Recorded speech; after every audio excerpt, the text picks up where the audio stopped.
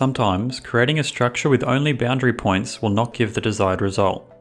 For structures with complex internal surfaces, we can use MudShark's structural overlay options.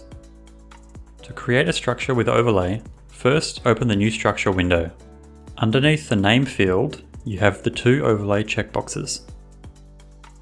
Enabling overlay surface tells MudShark to match the internals of the structure to the proposed surface levels, while overlay points ensures that the points that make up the boundary match the proposed levels.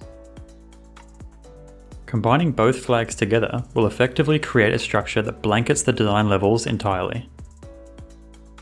When tracing a structure boundary with overlay points enabled, you don't need to worry about defining the altitude as you go, as these values will be replaced during calculation.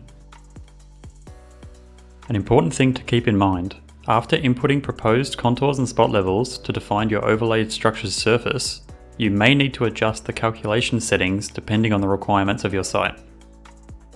As you can see in this example, we've created an overlaid structure that is correctly using the proposed levels for its own surface. But by extension, MudShark has also extrapolated this data out into the open ground, creating unnecessary cut and fill outside of our structure bounds. To change this, before calculating, check the Only Use Proposed Contours and Spots for Structures to isolate this data to structures only.